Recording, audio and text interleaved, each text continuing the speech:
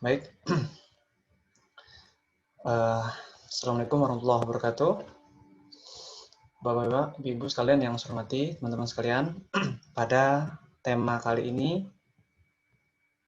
saya akan mencoba untuk menerangkan tentang teologi Islam, warisan pemikir Muslim klasik.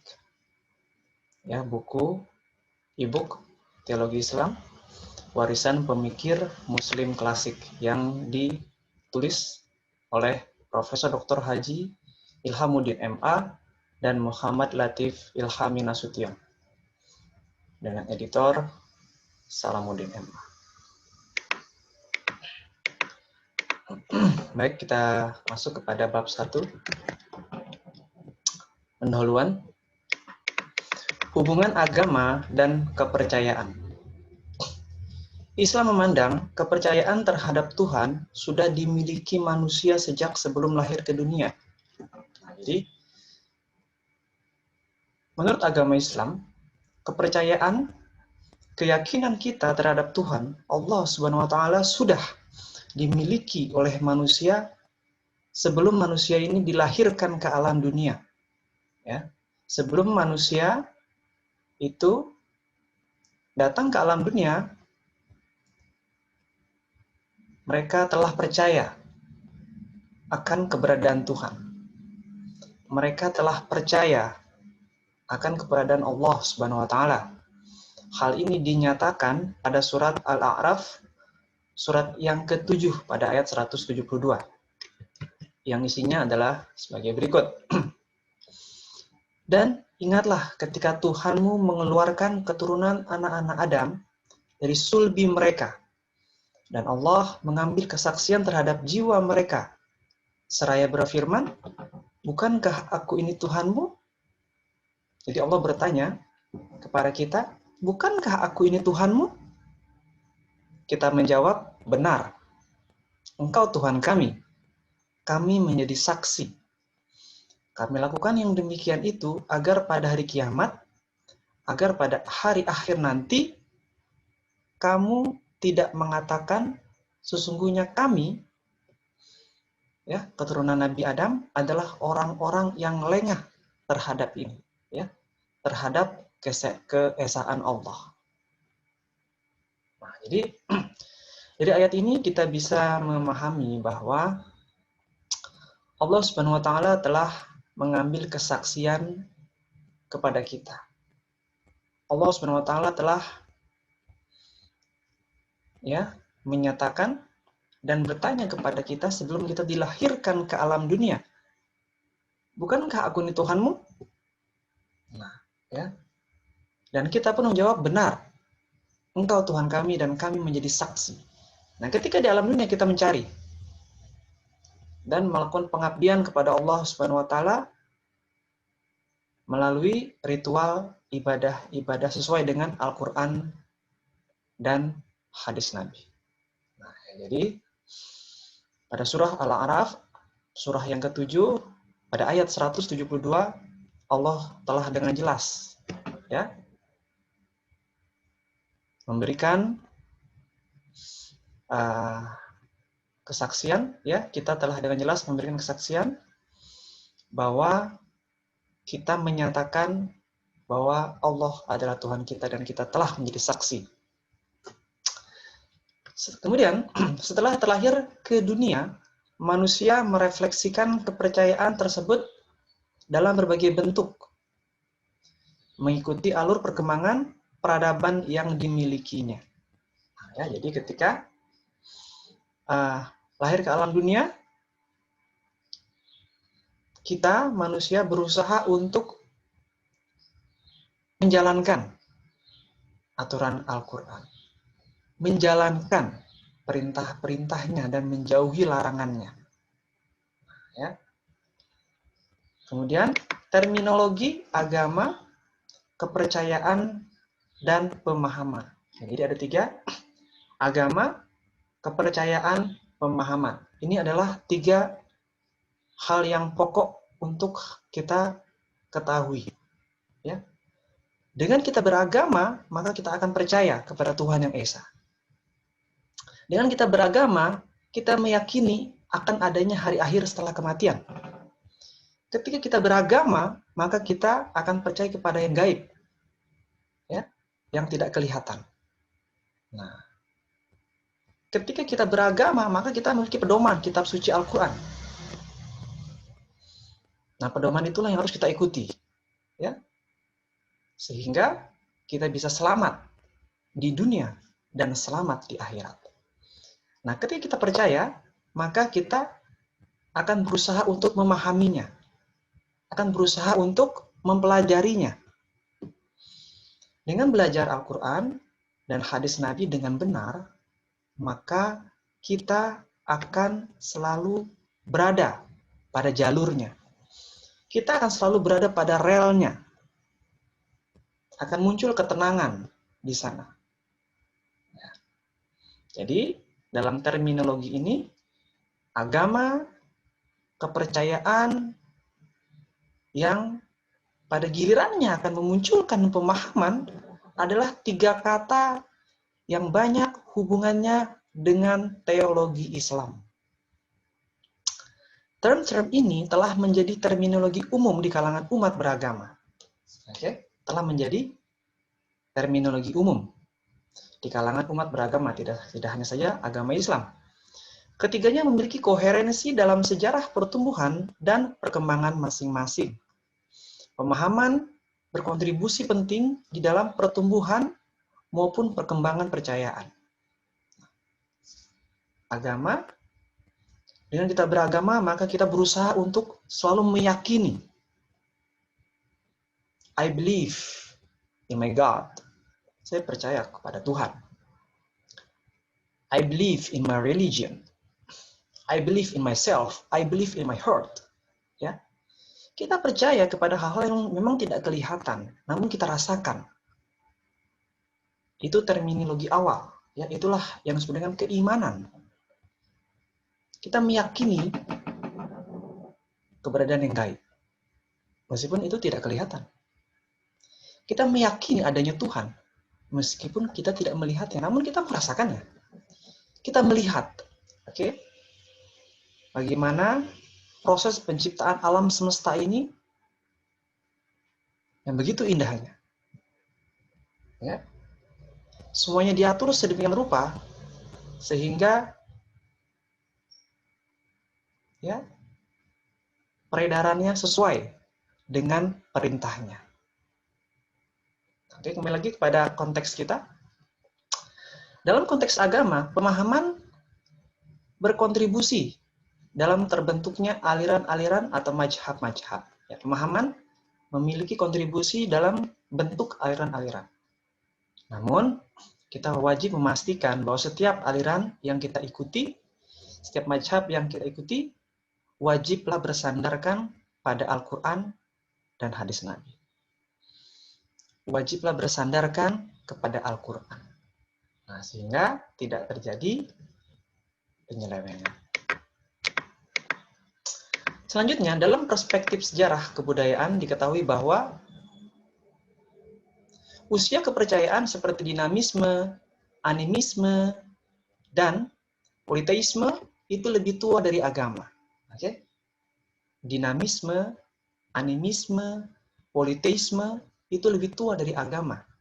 Tetapi dalam perspektif teologi agama itu lebih tua dari kepercayaan. Bahkan lebih tua dari manusia sebagai pemilik kepercayaan itu sendiri.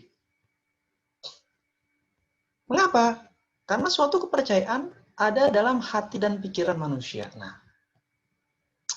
kembali lagi, suatu kepercayaan ada dalam hati dan pikiran manusia. Nah, ketika kita menyerapi petunjuk yang ada, ketika kita berusaha merasakan nikmatnya beribadah, maka kita umumnya akan mencoba untuk memejamkan mata. Kenapa? Karena kita berusaha untuk menghayati sedemikian rupa sehingga kita bisa merasakan manisnya iman. Kita bisa merasakan indahnya beribadah. Nah, ya. Jadi sekali lagi, suatu kepercayaan ada di dalam hati dan pikiran manusia. Hal ini sesuai dengan apa yang biasanya difahami oleh para agamawan, bahwa agama itu berasal dari kodrat yang maha pencipta, yang memberikan bimbingannya kepada manusia pertama. Dan manusia pertama itu mewariskan kepada keturunannya. Oke?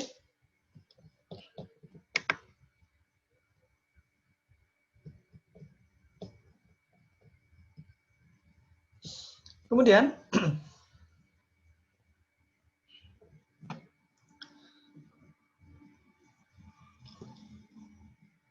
pada suatu tahap di mana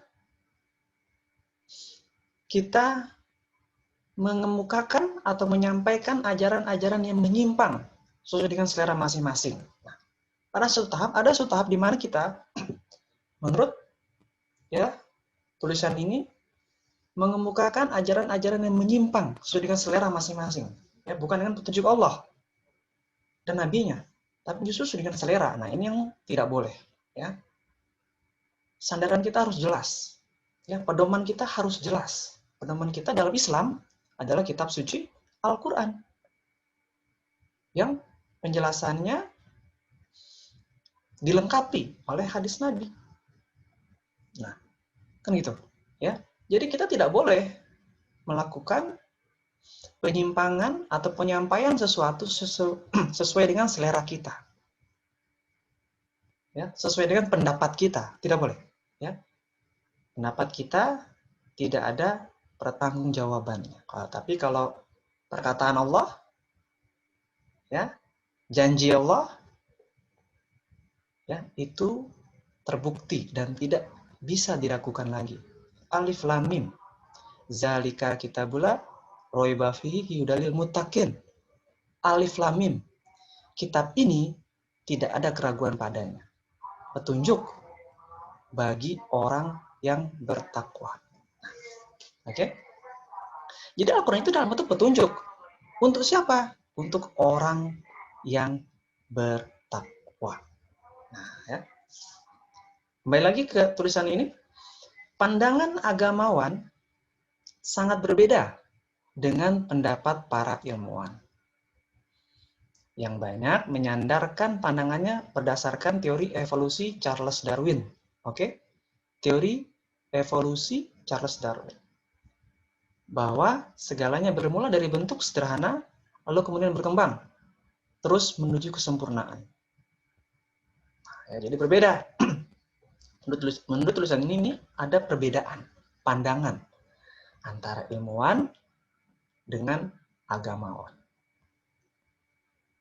Nah, kita selaku orang beragama, maka kita wajib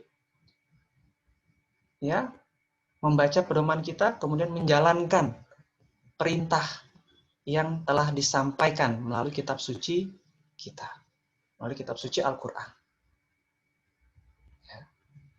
Di mana segala sesuatu, pengetahuan, petunjuk yang terjadi pada alam semesta, kejadian-kejadian di masa lalu, dan kejadian-kejadian di masa yang akan datang, semuanya telah dijelaskan pada Al-Quran. Semuanya telah tercantum pada Al-Quran. Sehingga pada akhirnya dinyatakan, Maha benar Allah dengan segala firman. Tidak ada keraguan padanya. Ya, Maha benar Allah dengan segala firman. Kenapa? Karena kebenarannya mutlak, tak terbantahkan.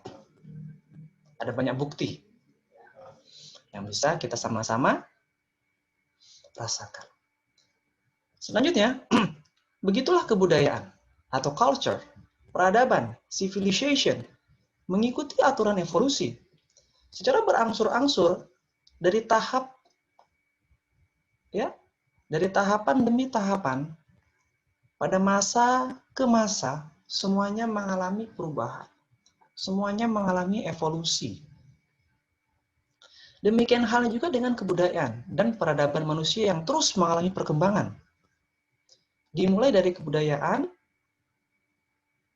ya dan peradaban yang rendah sampai puncak yang tertinggi. Di sini dijelaskan ada bukti sejarah Parau yang terdapat di lembah Sungai Nil dan kebudayaan Kaldani di lembah Efrat serta Mohenjo-daro di lembah Indus merupakan bukti sejarah kebudayaan manusia tertua yang dikenal sampai sekarang, yang berusia 3000 tahun atau 30 abad sebelum Masehi. Ketiga bukti kebudayaan tertua itu mengalahkan tuanya kebudayaan Maya di Meksiko dan kebudayaan Inka di dataran tinggi Andes. Nah, jika dibandingkan dengan zaman sekarang, maka kebudayaan tertua di dunia itu baru berusia 5000 tahun atau 50 abad.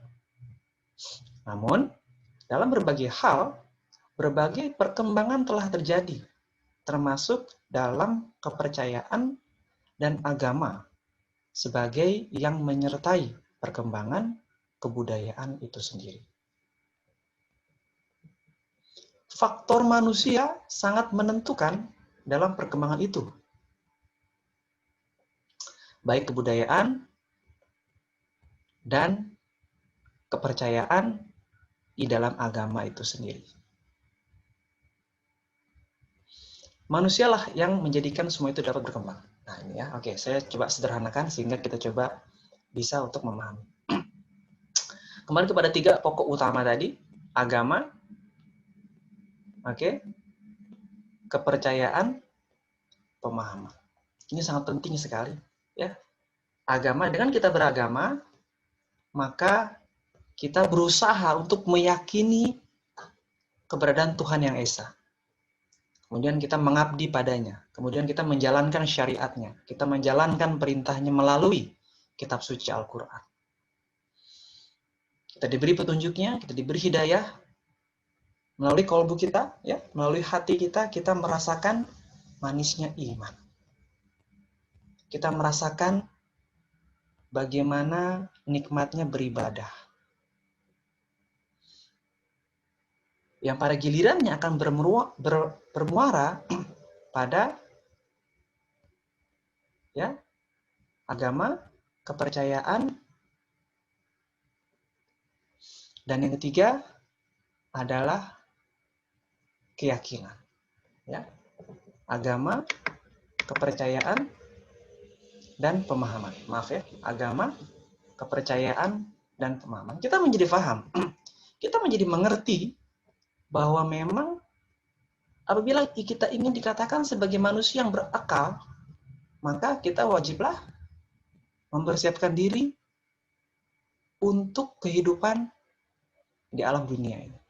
Ya, mempersiapkan diri untuk kehidupan, ya, untuk bekal kita setelah alam dunia ini. Menuju alam yang kekal dan abadi selama-lamanya. Karena kenapa? Karena dunia ini sementara. Ya, dunia ini tidak selama-lamanya. Ya. Jadi dari tiga pokok penting tadi, ya, agama, kepercayaan, pemahaman, ya, akan tercipta suatu kekuatan dalam diri kita untuk terus berusaha beribadah dengan benar, untuk terus berusaha memperbaiki diri, ya, perbaiki diri dengan tidak sibuk mengurusi kesalahan orang lain, tapi kita sibuk mengurusi kesalahan kita sendiri. Kita disibukkan waktu kita untuk memperbaiki diri kita sendiri. Sesuai dengan perintahnya, selamatkan dirimu dan keluargamu dari siksa api neraka. Kita lanjutkan lagi. Namun dalam berbagai hal, ya, berbagai perkembangan telah terjadi, ya. Perkembangan kebudayaan di dunia terus mengalami evolusi dan perubahan demi perubahan. Di sini dikatakan faktor manusia sangat menentukan di dalam perkembangan itu. Nah, ya. Manusialah yang menjadikan semua itu dapat berkembang. Kita manusia yang ada di alam dunia, yang menjejakkan kaki kita di bumi ini, kitalah yang menentukan eksistensi kita. Ya, makhluk lain tidak berada dalam konteks yang dapat berkreasi seperti manusia. Nah, kita punya pikiran yang digunakan untuk mengatasi setiap permasalahan-permasalahan yang ada. Kita punya akal yang disandarkan pada Al-Quran dan hadis. Kita meyakini bahwa ada kehidupan setelah alam dunia ini. Nah, itulah yang memang harus kita persiapkan. Betapa segala sesuatu itu bersifat sementara. Tidak ada yang kekal dan abadi. Semuanya akan kembali kepada Rabb-Nya. Semuanya akan kembali kepada Allah Subhanahu wa taala. Semua yang kita miliki ini akan kita tinggalkan. Yang pada gilirannya kita akan mempertanggungjawabkan segala sesuatu yang telah kita lakukan di alam dunia yang telah tertulis pada Lauhil Mahfuz untuk kita pertanggungjawabkan. Nah, ya, untuk kita pertanggungjawabkan. Kembali lagi kepada materi kita, ya. Etnologi membagi turunan manusia menjadi 3 rumpun. Oke? Etnologi membagi turunan manusia menjadi 3 rumpun, yaitu Kaukasoid, ya, Kaukasoid, Mongolit, dan Negroid. Kaukasoid, Mongolit, dan Negroid. Rumpun pertama dikatakan berasal dari dataran tinggi. Dataran tinggi, Kaukasus. Oke, di antara Laut Hitam dan Laut Kaspi. Ini memang materinya agak berat ya. Kita harus, termasuk saya, ya kita harus sama-sama mencoba memahami materi ini. Kaukasus di antara Laut Hitam dan Laut Kaspi. Mereka diidentikan dengan turunan Japets putra Noah, ya, Japets putra Noah atau putra Nabi Nuh, yang biasa dipanggil sebagai turunan Arya. Nah, ya ini saya lanjutkan saja kembali. Pandangan yang berdasarkan teori evolusi sebagai diuraikan di atas, salah satunya tampak pada apa yang dikemukakan oleh Carl Jung, ya, bahwa agama merupakan pengembangan tata cara kehidupan yang menjelma di antara ketakutan-ketakutan dan kekecewaan yang terbenam di alam bawah sadar manusia. Jadi dengan beragama, maka kita memiliki aturan yang mengarahkan badan kita, yang mengarahkan anggota tubuh kita untuk tidak melakukan hal yang semena-mena. Untuk tidak melakukan hal yang di luar dari perintah Al-Quran dan hadis. Kereta api, ya, saya ilustrasikan, apabila berjalan pada relnya itu akan selamat. Dia betapapun jauhnya akan tetap sampai pada tujuan. Dengan syarat kereta api tersebut haruslah selalu berada pada jalurnya, berada pada relnya. Maka akan sampai pada tujuan. Demikian juga kita. Apabila kita manusia ini selalu berpegang teguh pada pedoman kita, yaitu kitab suci, Al-Quran, maka yakinlah bahwa kita akan sampai pada tujuan. Kita akan sampai kepada tujuan akhir kita. Apa tujuan akhir kita? Menghadap Allah Subhanahu wa taala. Mencari keridoannya. Nah, ya.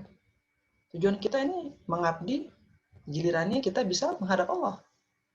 Kita bisa kembali kepada Allah Subhanahu wa taala. Nah, itulah kebahagiaan yang tidak ada bandingannya. Perumpamaan, ketika kita dipanggil gubernur, kita bahagia.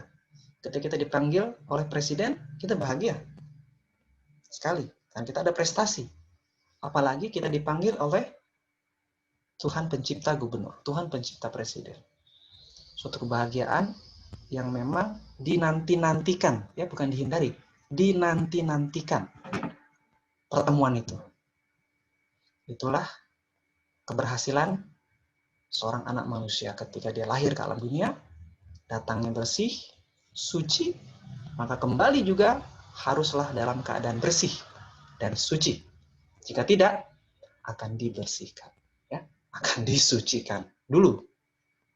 Nah, ya, jadi saya kira itu dulu sekilas pemahaman tentang teologi Islam. Saya berusaha untuk mensederhanakan, ya. Semoga kita sama-sama bisa mempelajari ini dengan baik. Terima kasih, cukup dulu. Kita lanjutkan pada tahap selanjutnya.